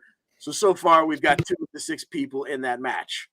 The bigger question that I pose to you, sir, I feel like they needed to get the belt off of Brock. That's why we had what happened happen at Royal Rumble. A, why in the hell would they be running it back in a way that makes you think Brock's going to take it back? And B, do you think there's a chance Brock maybe snaps, loses his mind, beats a bunch of people up, and gets suspended again and gets pulled out of the Elimination Chamber? Or do you think he's staying in it and it's essentially his to lose? Well, when you bring that point up, I mean, that's certainly possible with him, getting out of the match somehow. Them putting him in the match, at least it's inside of a cage, inside of a structure where like he could plausibly get like ganged up on and beaten down against a bunch of metal, and you can have him get pinned without hurting him, and the Usos or Roman Reigns could come out. One that could happen too, and they can threaten the referee with the key, like, give me the keys. Then they open the door, and then they go in there and they beat the crap out of Brock that way. While he's locked in his pod, they break into his pod and just start beating him up or something. That'd be fun. Drag him out back, and then he doesn't even enter the match or something. Yeah. I don't think there's any way that they're putting that belt back on him, because they obviously took it off of him real quickly for a reason, because it was never supposed to be on him in the first place. Okay, good. I'm glad to hear you say that, because I started to think that I was insane for thinking that this is the dumbest thing they could do, is to put the belt back on it. All right. Yeah, they're definitely not going to do that. I think we got Bobby versus Big E. Oh no, we're not going to get Bobby versus Big E, because they moved Big E back to SmackDown last week. Yeah. No, and then I should have changed my picks, by the way, because I had Big E winning and challenging the Raw winner, the Raw champion, and then that all got blown up. But I stuck with my picks, and I went 2-4. Okay, well, moving on from that opening segment, we had Rhea Ripley defeating Nikki ASH. She hits the Riptide. The match goes about 8 minutes, but these 2 former partners, maybe that's the end of it, maybe not. I'm not sure. I think we're all done really caring about it, though. We had Alexa getting a therapy section where the doctor presented her with a Lily doll, and the doctor even went out of his way to explain that I bought this on WWE Shop. This is not the real Lily. Alexa didn't seem to care. There were tears. You could see she was welling up. There were tears in her eyes when she got to hold Lily again. I thought that these sessions were going to be to break her of this character, and eventually she'd be coming back as the goddess or some version of just Alexa Bliss. It's starting to look like that's not going to be the case. Yeah, I'm happy about that, though, because I think she's doing a great job with this gimmick, and it doesn't need to go away yet. And we can always get the old Alexa back, for the rest of her freaking career. Like, why do we need her back now? This isn't going to be her for the rest of her life. She's going to eventually go back to it. So let's see what more we can do with this. Try to salvage this gimmick. True, and anything she does is entertaining anyway. So why not, right? Yeah, she's a natural with that gimmick. She plays like the cheery psycho very well. Absolutely. So we have, moving along, we have part 2 of the Academic Challenge, which somehow is a scooter race between Riddle and Chad Gable. They say they got to do 50 laps around the building, so it starts early on in the show. We check in with them again in the middle of the show. They're hydrating backstage. The Street Profits hook Riddle up with a nice drink for him to rehydrate. Otis is there for his man Gable and apparently gives him a cup of steak sauce to replenish his electrolytes. So salty. Moving along to the end of the scooter race, at least, We get the two of them coming down the ramp, almost neck and neck. Gable's even got a little bit of a lead, but he takes a tumble right at the time where he's about to turn and go around the ring. So it looks like Riddle's got it. It's easy street for him. All he's got to do is make it around two sides to the other side and finish up right in front of the announce table. He gets around one side. He gets maybe 3 feet from the finish line. Otis appears out of nowhere, body blocks him off the scooter, just completely blows him up. He bounces him off the ring steps, which allows Gable enough time to recover from his little mishap, make it around. He wins. And that leads to them backstage where, this one ends in the ring. Blah, blah, blah, blah, blah. Riddle accuses Gable of cheating. Gable's not very happy. How dare you? This is going to get him a match with Otis. Just before this match starts, however, Pierce lets us know that the winner of this match is going into the Elimination Chamber. So would you please break down for us, if you would, our first Elimination Chamber qualifier of the evening? Yeah, so we got Kevin Owens versus Austin Theory to start off our qualifiers. I love this matchup. It's heel on heel action, which is right up my alley, of course. We got this brand new, fresh from NXT guy with like an old NXT guy who's made it on the main roster, and they went at it pretty well. Kevin Owens, had the upper hand for most of the match, as he should, because he's the veteran and he's the bigger guy. But Theory got all his moves off. He got his flat-footed blockbuster where he doesn't need the ropes to get you with it. He did this weird fisherman-like suplex type thing that I can't even describe, where he kind of like crossed Kevin Owens' legs in front of himself. Yeah. I don't know. It was weird, but it was cool. They end up on the outside. Kevin Owens is about to do not the pop-up, just the regular powerbomb onto the ring apron, which he's so famous for. Yep. And Austin Theory holds on to the top rope, gets back in the ring, and as Kevin Owens is chasing him back into the ring, Theory kicks the middle rope into the groin of Kevin Owens, hits his finisher, I forget what it's called, something ATL. Theory. Oh, ATL. It's not Theory something. Cool. This shows how much I know. Good prep work, John. Yeah. So we get the ATL and the 1, 2, 3, and then he takes some selfies over his head at the ring while Kevin Owens is still laying there as he's on the ramp. So that gives us now 3 men in the Elimination Chamber. Moving along, we had a completely throwaway match between Miz and Dom Mysterio, where Miz did pull an Eddie Guerrero of sorts, where he pretended to be tripped by Rey on the outside to get Rey tossed out.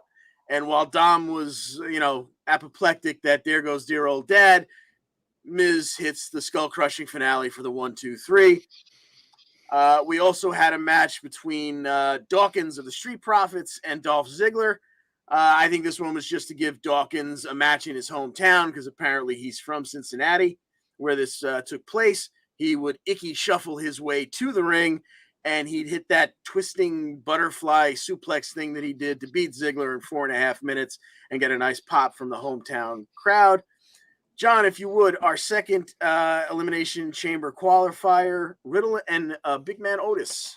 Yeah, I realized that's the match you threw to me before, but when you said the first of our qualifying matches, I went with the first one. Sorry about that. And it's quite all right. I realized in my own notes that wasn't the first one. You just misspoke. But before we go with this, how is it that lap 50 ended it at the ring in front of the announce table, but none of the other 49 laps were they ever rolling past us during the other matches? I don't understand how is that laps? Wouldn't you? Don't let common sense throw you off from a wrestling storyline. You're thinking too much, my man. Yeah, I mean, this is professional wrestling. This is true. All right, so we don't get nearly as long of a match as we did in the first qualifier between Riddle and Otis. He ends up with what did he do? The floating bro off the top rope, and hooks the legs. Does this count as a roll up? I don't think so, because he hooked the legs off of the floating bro. He hooked both legs while he had his back on him. 1, 2, 3. Otis gets upset. He's very upset about being upset. Yeah, that was. I watched that pinning combination. I said, like, "Ooh, do we get to squeak this into the roll?" No, I guess we can't call that. He actually hit a finishing maneuver on him. Bianca Belair would defeat Carmella with the KOD in 5.5 minutes, and once again, no one much cares other than Carmella took time out to put on her hideous face mask. And we have one last qualifier for the evening. This was your main event: AJ Styles and Rey Mysterio. John, break it down for us. Well, AJ Styles and Rey Mysterio. What can you really say that hasn't been said about these guys? This is just like a clinic.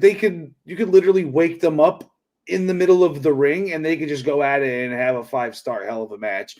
And that's pretty much what they did, especially for it wasn't a 5-star match because they weren't a lot at the time. But the two of them, pulling off what they can do. AJ Styles gets the clean win off of, I believe, the what the hell does he call it? Styles Clash. Styles Clash. How did I forget that? He's never changed the name. Styles Clash for the victory. It was a nice face-on-face match. We got a good heel-on-heel earlier in the show, and for face-on-face, it was actually very entertaining because you have two of the best wrestlers in the world in there. Yeah, these two could just. I'm not sure they could have a bad match if they tried. Exactly. All right, so that was your main event in terms of wrestling. We did have one more segment, of course, where Ronda Rousey would come to the ring. She's still debating which title she intends to take at Mania. Well, this doesn't sit well with Becky, who reminds her she's still the only one to have beaten her so far. And Ronda doesn't really care. She gives Becky a nice judo hip toss and then leans over her to let her know that she hasn't made her decision yet, but she will let the rest of us know this Friday when apparently she intends to show up, pardon me, on SmackDown.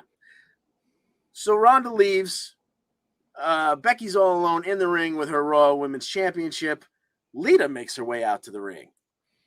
Lita, who we thought was probably going to face Charlotte somewhere down the line because they've already gotten in each other's faces. Lita challenges Becky to a match at the Elimination Chamber. At first, Becky declines. Then Lita kind of shames her into it by saying, "Oh, what are you, scared?" So this match is going to happen. It's going to be for the title. I don't imagine Lita will win it, but doesn't this kind of muck things up in the way you thought the WrestleMania women's title matches were going to go? Yeah, it's quite the curveball. We were under the impression it was Charlotte, Lita, Becky, and Ronda, and it was all but confirmed when Ronda showed up last night. Yep. But then, from what you read between that and then, the whole Lita challenge and Becky thing, maybe they're throwing us a curveball, but then they're going to bring it right back to where we thought it was going to be. And that's why she challenged her at the Elimination Chamber and not at WrestleMania. It could be. Good point. Well, that's it for Raw. I guess we'll get our answers to that as we move along. Best not to spend too much time on that because the more brain power you spend thinking about what WWE is doing, you're spending more brain power than they are. Especially when it comes to the women's division. That's damn sure. All right. Our last program that we got to run through is NXT 2.0 from last week. Kicks off with a Dusty Cup match. John, break this one down for us between MSK and Jacket Time. MSK and Jacket Time. What more can I say? You got MSK, last year's winners. Jacket Time is a new tag team, but between Kushida and I gotta admit, I forget the other guy's name, the one in the jacket. Ikimanjiro.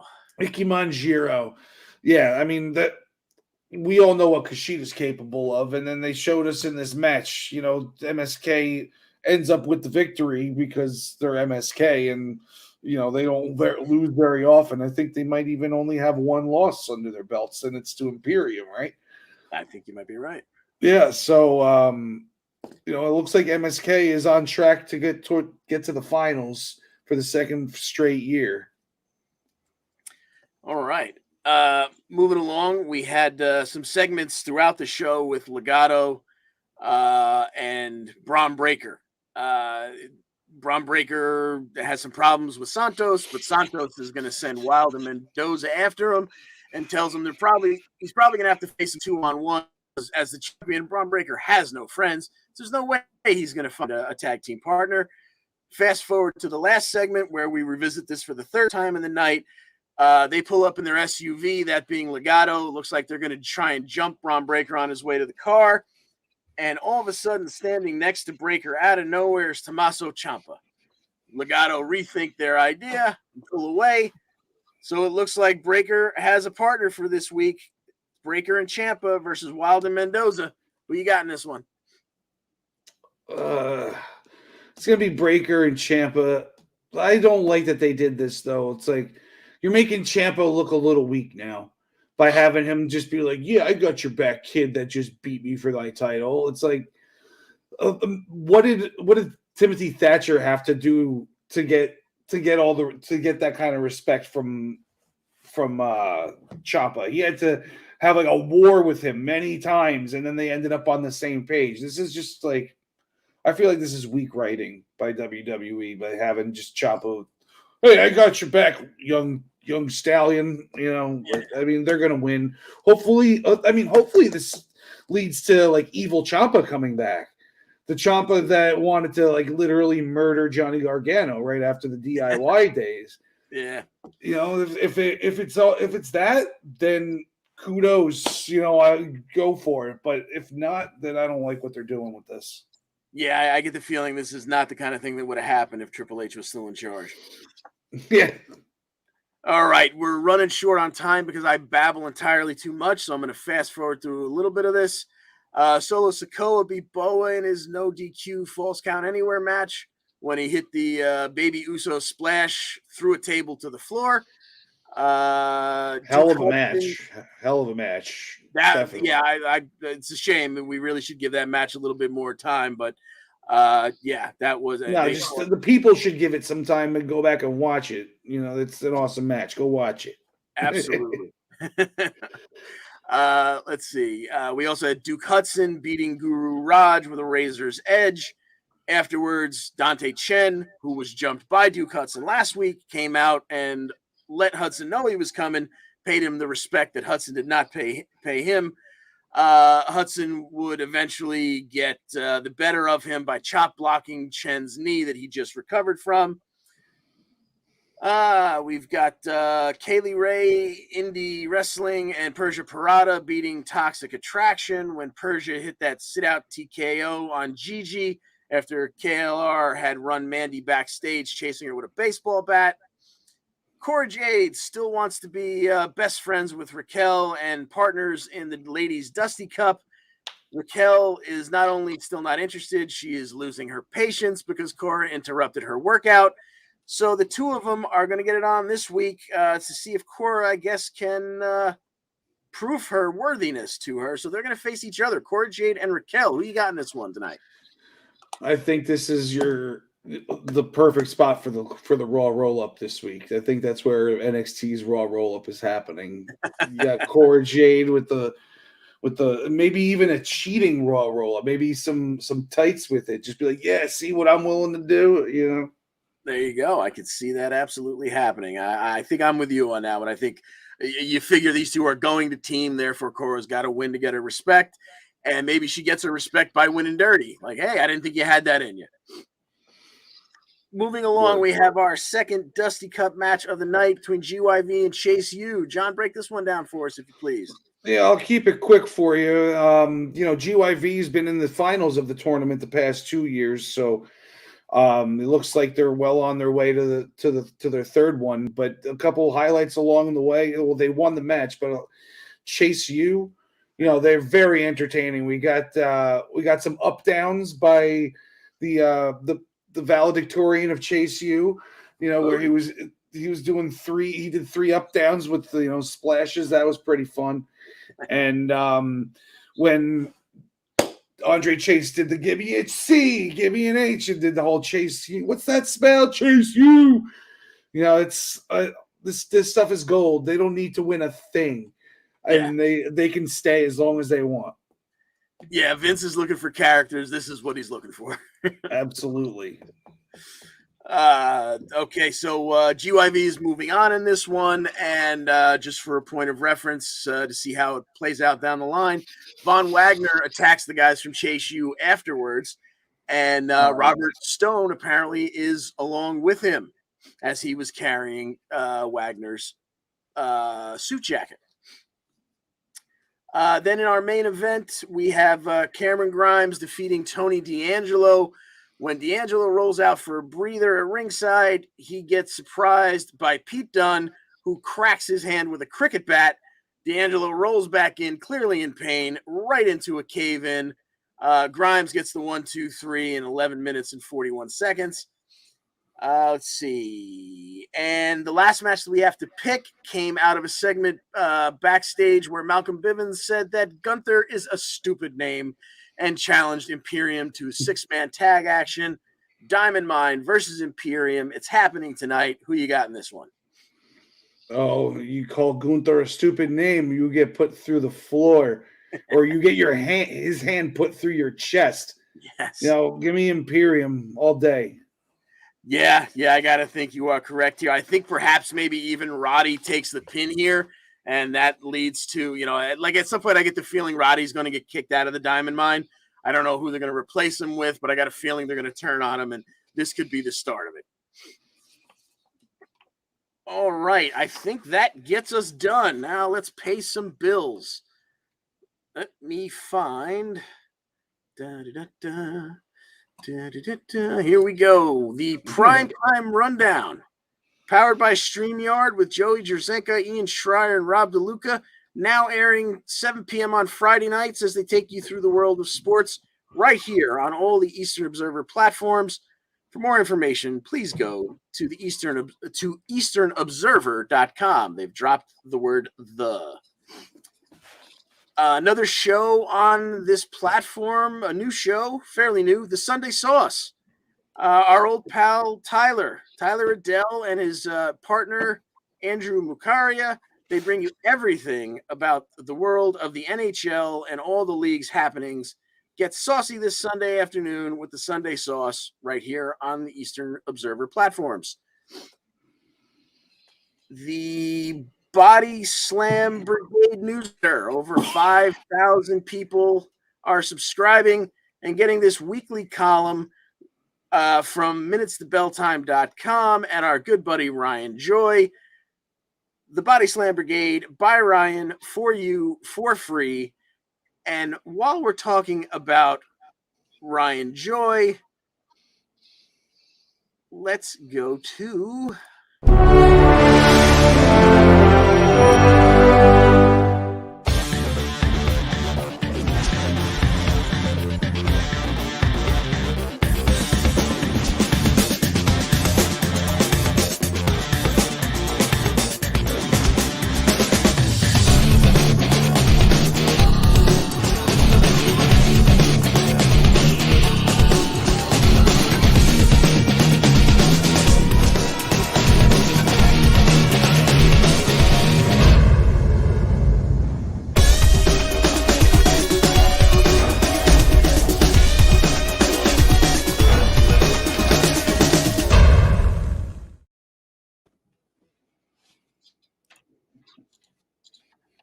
That roundtable discussion coming up this week should be a lot of fun.